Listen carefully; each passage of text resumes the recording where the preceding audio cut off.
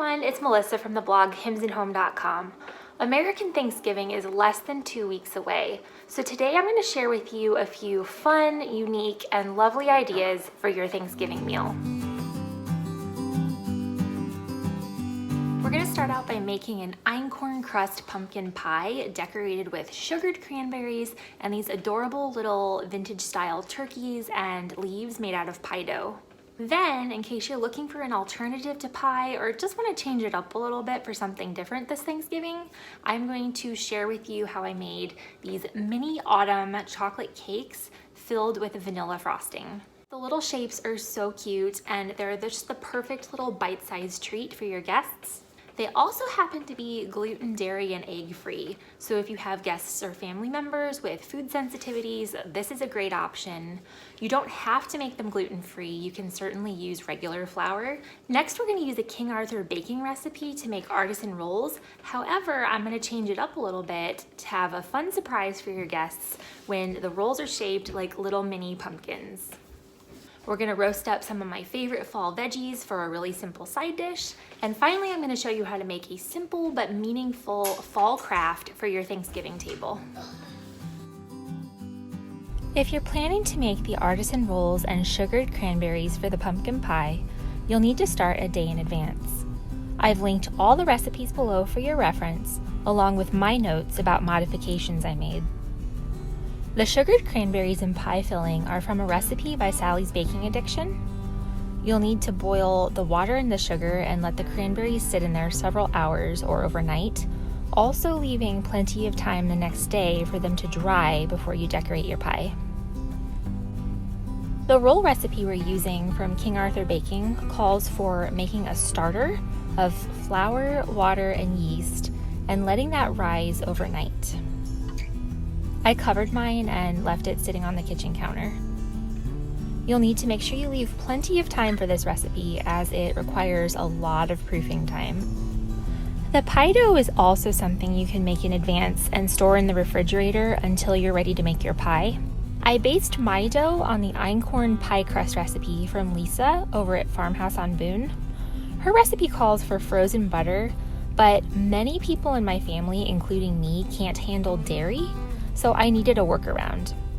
I took some Earth Balance soy-free buttery spread and smoothed it out thinly on a sheet of waxed paper, which I placed in the freezer.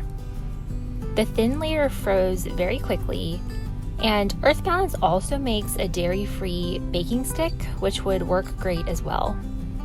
Just a note though, I feel like the buttery spread warms up a little more quickly than real butter would, so you'll need to work quickly and touch the dough as little as possible.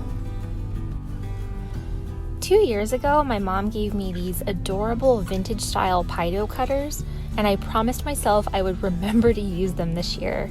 I forgot 2 years in a row, and it wasn't until Christmas came that I found them with my cookie cutters and thought, oh no, I forgot again. And while I could only find them through one website, which I've linked below, I did find some other cute alternatives for you to use and linked those as well.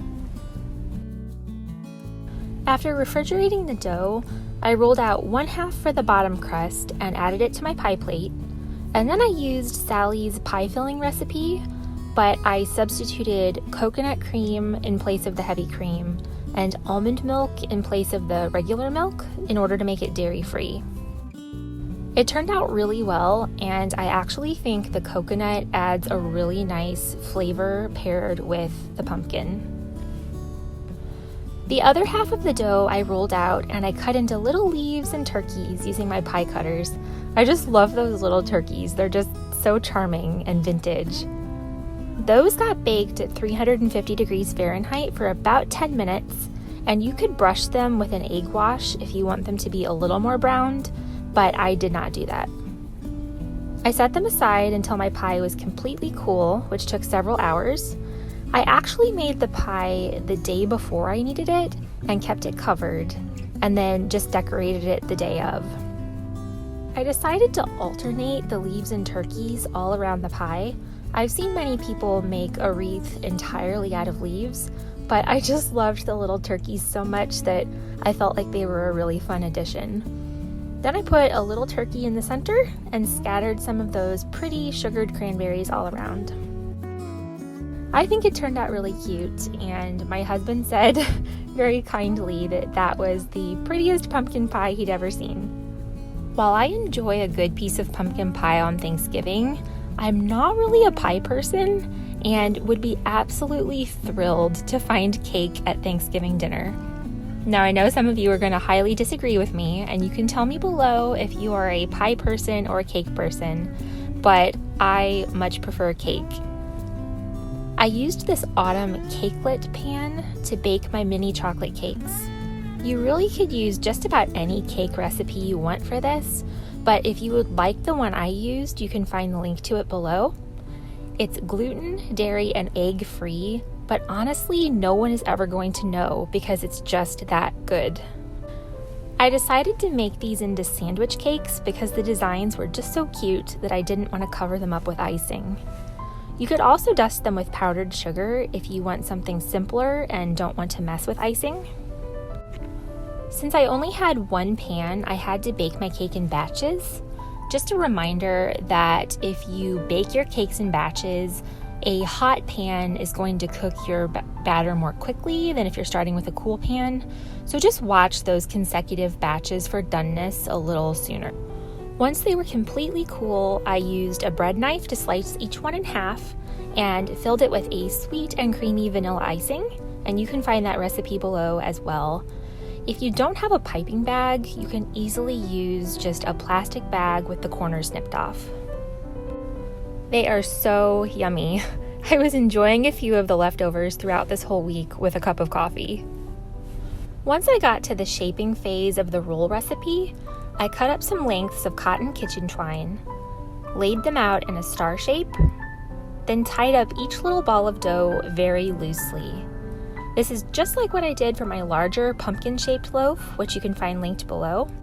When the instructions indicated to score the rolls, I took a very sharp knife and made just a little incision in the bread along one of the pieces of twine. Into the oven they went.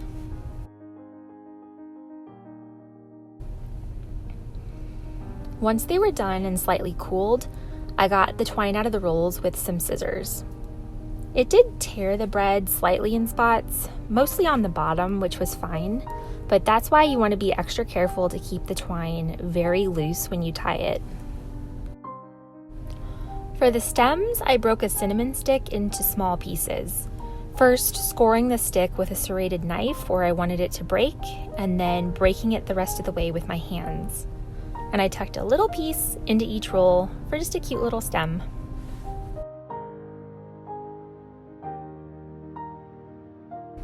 If you're looking for a really simple side dish, try my favorite blend of fall veggies.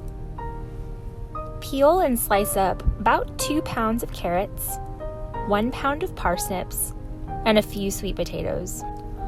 Toss them all on a parchment-lined baking sheet with some olive oil, salt, and fresh thyme, which you've removed from the stems.